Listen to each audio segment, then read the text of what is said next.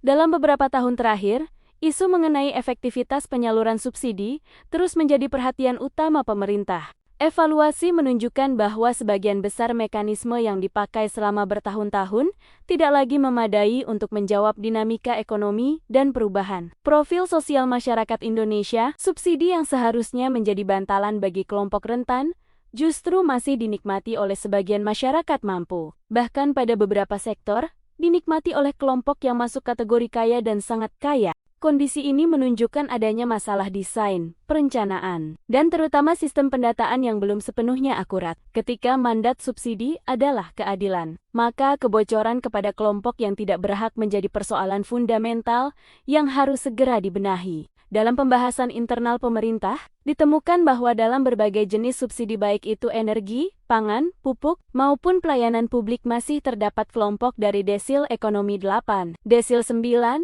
bahkan desil 10 yang menerima manfaat, padahal desil tersebut adalah kelompok rumah tangga dengan pendapatan tertinggi. Fenomena ini bukan sekadar kesalahan teknis semata, melainkan cermin dari sistem penargetan yang belum terintegrasi secara sempurna. Oleh karena itu, pemerintah menilai perlu dilakukan perombakan besar dalam strategi subsidi nasional. Tidak sekedar melakukan pengurangan, tetapi mendesain ulang keseluruhan kerangka kebijakan agar lebih tepat sasaran, terukur, dan adaptif terhadap perkembangan teknologi. Dalam 2 tahun ke depan, pemerintah merencanakan proses redesign total terhadap strategi penyaluran subsidi. Prinsip dasarnya adalah keadilan distribusi.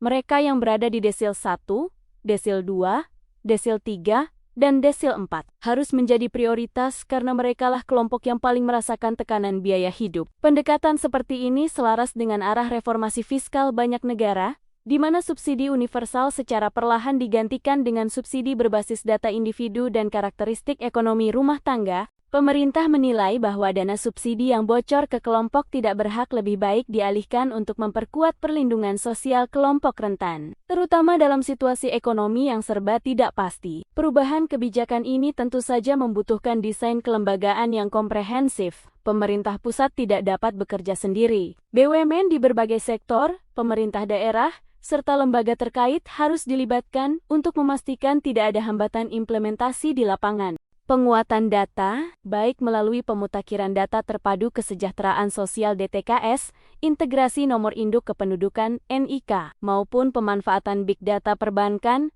dan perpajakan menjadi fondasi utama. Tanpa data yang presisi, subsidi tidak akan pernah tepat sasaran. Pemerintah menyadari bahwa selama ini, kelemahan pemanfaatan data menjadi salah satu penyebab utama program perlindungan sosial kurang efektif. Di tengah pembahasan mengenai subsidi, muncul pula pertanyaan mengenai dampak bencana yang terjadi di sejumlah wilayah terhadap perekonomian nasional.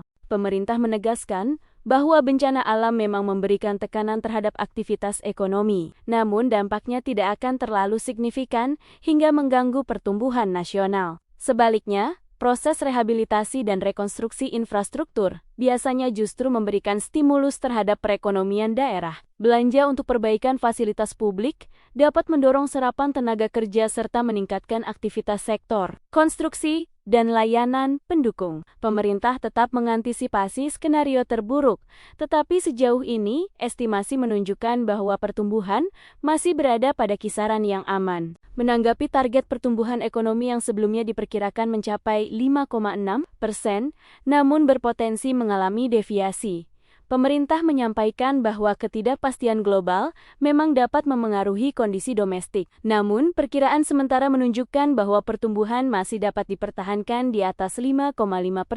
Pemerintah akan terus memantau kondisi sistem keuangan, likuiditas perbankan, serta stabilitas pasar. Jika terdapat indikasi perlambatan atau kebutuhan tambahan likuiditas, pemerintah siap menggelontorkan dana ke sektor perbankan untuk menjaga daya dorong ekonomi. Pendekatan ini sejalan dengan kebijakan counter-cyclical yang diambil banyak negara ketika menghadapi guncangan domestik maupun global. Selain itu, pemerintah masih menunggu laporan lengkap dari sejumlah sektor terkait penggunaan anggaran. Misalnya, dana cadangan bencana yang dikelola oleh BNPB tercatat masih memiliki saldo lebih dari 500 miliar rupiah. Dana tersebut belum sepenuhnya digunakan karena sebagian kebutuhan penanganan bencana sudah ditangani melalui anggaran reguler kementerian, serta kerjasama dengan pemerintah daerah. Meski demikian, pemerintah tetap menyiapkan mekanisme penambahan apabila diperlukan. Prinsip kehati-hatian tetap dijaga, terutama dalam menentukan pos mana yang akan menjadi sumber tambahan anggaran apabila terjadi keadaan darurat yang membutuhkan belanja lebih besar. Dalam rapat-rapat koordinasi,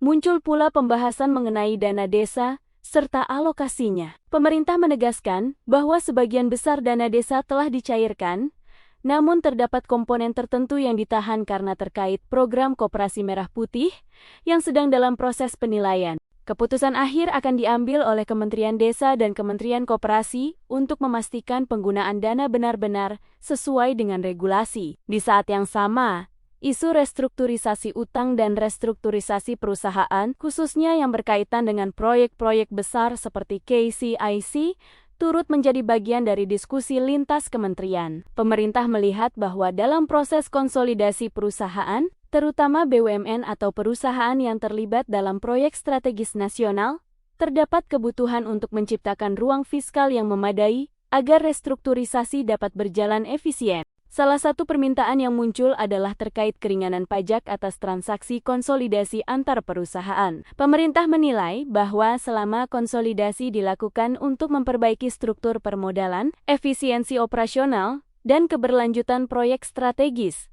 pemberian kelonggaran pajak sementara sesuai dengan aturan dapat dipertimbangkan. Namun, untuk kewajiban pajak masa lalu yang sudah jatuh tempo dan dialami perusahaan yang sebenarnya telah memperoleh keuntungan, pemerintah tidak dapat memberikan penghapusan. Konsistensi aturan tetap menjadi prioritas demi menjaga tata kelola fiskal. Di luar urusan fiskal dan subsidi, pemerintah juga menaruh perhatian serius terhadap upaya digitalisasi pengawasan di sektor cukai. Salah satu langkah konkretnya adalah penerapan mesin pencacah dan mesin penghitung rokok di pabrik-pabrik. Teknologi ini akan memungkinkan proses verifikasi produksi berlangsung secara real-time, menekan potensi manipulasi dan penyelundupan. Implementasi tahap awal direncanakan berjalan mulai awal tahun depan, dan akan beroperasi penuh pada bulan Mei atau Juni. Teknologi ini, yang pada dasarnya merupakan sistem pemantauan berbasis sensor dan otomasi, telah diterapkan di sejumlah negara penghasil rokok untuk menekan kebocoran penerimaan negara. Pemerintah memandang bahwa Indonesia perlu mengikuti langkah tersebut demi memperkuat penerimaan cukai yang selama ini menjadi salah satu tulang punggung APBN. Selain mesin pencacah rokok, pemerintah menyiapkan sistem pengawasan berbasis kecerdasan buatan AI yang akan dipasang di berbagai pelabuhan utama. Sistem ini menggunakan teknologi pemindaian otomatis serta pembacaan pola data untuk mendeteksi indikasi pelanggaran seperti under-invoicing, barang tanpa cukai, dan penyimpangan lain. Dengan sistem berbasis AI, proses pemeriksaan tidak lagi bergantung semata pada verifikasi manual, tetapi didukung analitik data yang bekerja 24 jam. Pemerintah berharap teknologi ini dapat menutup celah permainan antara oknum aparat dan pelaku usaha yang selama ini sering terjadi di lapangan. Untuk memastikan implementasi berjalan serius, pemerintah menyatakan akan lebih sering turun langsung ke pelabuhan agar pengawasan tidak hanya dilakukan secara teknologi, tetapi juga secara fisik. Dalam konteks hubungan dengan legislatif, pemerintah menghadiri rapat kerja bersama Komisi 11 DPR RI untuk membahas isu subsidi, kondisi fiskal, dan berbagai kebijakan strategis lainnya. Rapat dihadiri oleh perwakilan 7 fraksi dengan jumlah anggota mencapai quorum sesuai pasal 279 dan 281 Tata Tertib DPR. Karena topik yang dibahas bersifat sensitif dan menyangkut strategi pemerintah, rapat diputuskan berlangsung tertutup. Dalam suasana formal tersebut, pemerintah memaparkan garis besar kebijakan subsidi, kondisi makroekonomi, dan langkah antisipasi terhadap berbagai risiko. Ketika pembahasan kembali masuk pada isu subsidi, pemerintah menegaskan bahwa fokus utama bukanlah pengurangan total, melainkan penataan ulang agar tepat sasaran. Kondisi ini harus diperbaiki karena tidak sesuai dengan prinsip keadilan fiskal. Pemerintah meminta waktu 6 bulan untuk merancang desain final sekaligus menyiapkan mekanisme koordinasi antar instansi. Di sektor cukai, pemerintah ingin memastikan bahwa setiap batang rokok yang diproduksi tercatat dengan presisi. Industri hasil tembakau merupakan salah satu sektor penyumbang penerimaan negara terbesar, tetapi juga merupakan sektor dengan tingkat potensi pelanggaran yang tinggi. Penerapan mesin pencacah dan penghitung serta sistem AI dipandang sebagai langkah historis. Langkah yang dapat mengubah cara pemerintah mengawasi industri berbasis produksi massal. Pemerintah menyadari bahwa selama ini pengawasan manual tidak lagi relevan menghadapi industri yang semakin canggih dan beroperasi dalam skala besar. Dalam hal pengelolaan dana cadangan bencana, pemerintah memastikan bahwa BNPB berada dalam posisi aman secara anggaran. Dengan cadangan lebih dari Rp50 miliar yang belum sepenuhnya terpakai, pemerintah tetap menyediakan ruang untuk penambahan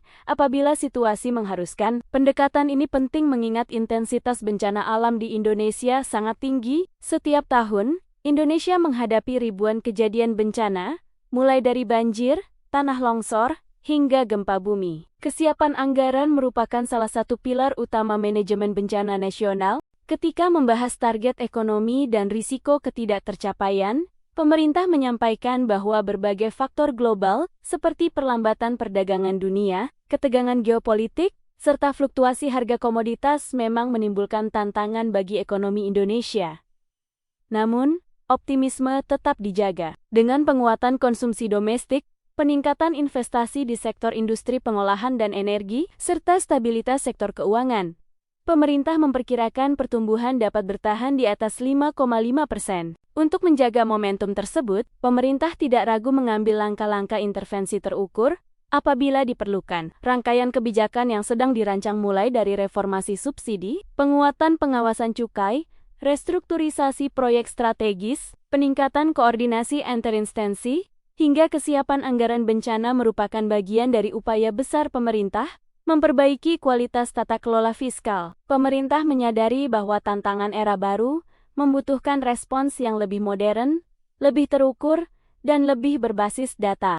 Penggunaan teknologi, terutama AI dan digitalisasi dokumen, akan menjadi kunci untuk memastikan kebijakan dapat dijalankan tanpa celah. Pada akhirnya, seluruh kebijakan ini bertujuan memastikan bahwa uang negara digunakan dengan benar, tepat sasaran, dan memberikan manfaat seluas-luasnya bagi rakyat. Reformasi subsidi akan membantu masyarakat miskin menerima hak yang seharusnya. Pengawasan cukai yang lebih canggih akan meningkatkan penerimaan negara. Penguatan dana bencana memastikan respons cepat ketika musibah terjadi. Konsolidasi proyek strategis memastikan pembangunan tidak terhenti dan memberikan efek berkelanjutan bagi ekonomi. Semua langkah tersebut adalah bagian dari proses panjang membangun fondasi ekonomi yang kuat, transparan, dan adil. Ikuti terus pembahasan kami di channel Geo Ekonomi Politik. Di sana, setiap analisis disajikan secara runtut, kritis, dan mudah dipahami, sehingga Anda tidak hanya menjadi penonton, tetapi juga bagian dari masyarakat yang melek kebijakan dan memahami arah besar perubahan dunia.